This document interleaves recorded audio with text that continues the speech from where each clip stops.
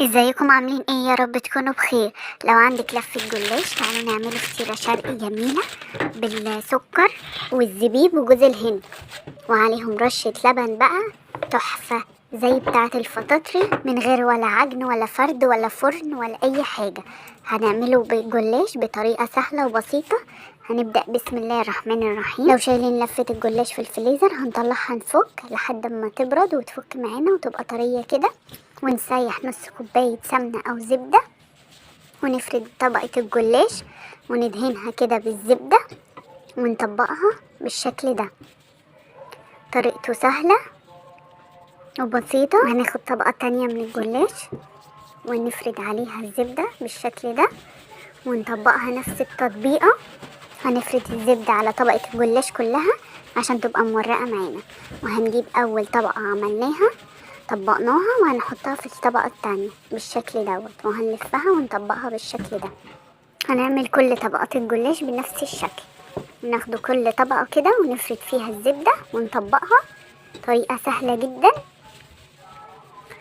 ما تنسوش تصلوا على النبي، اللهم صل وسلم وبارك على سيدنا محمد وعلى آله وصحبه أجمعين.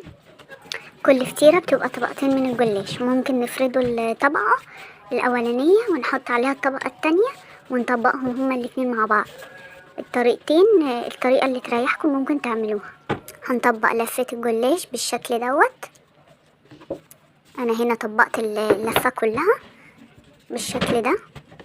هنحضر طاسة على النار، ما تكونش النار عالية قوي، تبقى واطية، وهندهن الطاسة مادة دهنية سمنة أو زبدة، ونجيب الفطير اللي احنا طبقناه الجلاش وهنحط في الطاسة كده بالشكل ده، وأول ما لونه يبقى ذهبي هنقلبه الناحية التانية.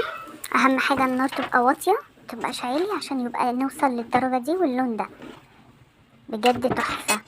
هنمسح الطاسة وندهنها مادة دهنية تاني ونحط طبقة الفطير وهنقلبها أول ما لونه يبقى ذهبي، وهنعمل الكمية بنفس الشكل. بجد لو جربتوه مرة هيعجبكم وهتعملوه على طول. طريقته سهلة جدا ومش مكلفة ومن غير تعب ولا مجهود ولا أي حاجة.